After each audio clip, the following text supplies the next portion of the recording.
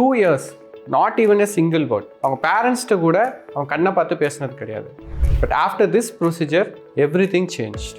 இந்த பையனோட பேரண்ட்ஸ் சிங்கப்பூர்லேருந்து இதுக்காக எங்ககிட்ட கூட்டிகிட்டு வந்திருந்தாங்க.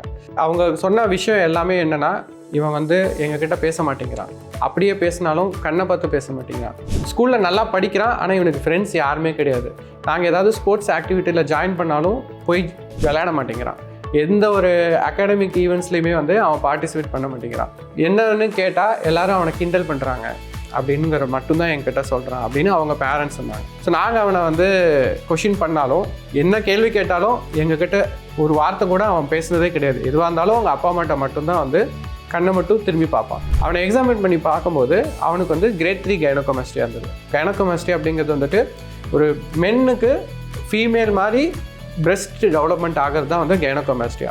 ஸோ இந்த ப்ராப்ளம்னால அவன் ஸ்கூலில் அவன் ஃப்ரெண்ட்ஸு நிறைய கிண்டல் பண்ணி அவனை வந்து புள்ளி பண்ணங்காட்டி அவனுக்கு இந்த ஃபிசிக்கல் டிஸ்டர்பன்ஸோட அவன் எமோஷ்னலாகவும் டிஸ்டர்ப் ஆகி இந்த மாதிரி ஒரு சுச்சுவேஷனுக்கு வந்துட்டான்.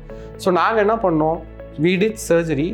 ஸோ லைப்போசெக்ஷன் பண்ணி அவனோட ஃபேட் ப்ளஸ் அந்த கிளாண்ட் எல்லாத்தையுமே வந்து we removed. ஸோ சர்ஜரிக்கு அப்புறம் அந்த ஃபஸ்ட்டு டைம் அந்த ட்ரெஸ்ஸிங் அந்த பிளாஸ்டர்ஸ் எல்லாத்தையும் ரிமூவ் பண்ணி அவனை கண்ணாடி முன்னாடி நிறுத்த வச்சு அவனை காமிச்சதும் எங்ககிட்ட ஒரு வார்த்தை கூட பேசாத அந்த பையன் இந்த சர்ஜரி முடித்து இந்த ரிசல்ட்ஸை பார்த்ததுக்கப்புறம் தான் பேசவே ஆரம்பித்தான். அவங்க பேரண்ட்ஸு இந்த மாதிரி அவங்க பையனை இது வரைக்கும் பார்த்ததே கிடையாதுன்னு சொல்லிட்டு அவங்களே வந்து அழ ஆரம்பிச்சிட்டாங்க. ஸோ கைனோகோமாஸ்டியா அப்படிங்கிறது வந்துட்டு ஒரு ஃபிசிக்கல் அப்பியரன்ஸை மட்டும் வந்து பாதிக்காது, அவங்கள வந்து ஒரு எமோஷ்னலாகவும் டிஸ்டர்ப் பண்ணி இந்த மாதிரி ஒரு சிச்சுவேஷனுக்கு கொண்டு போகுது.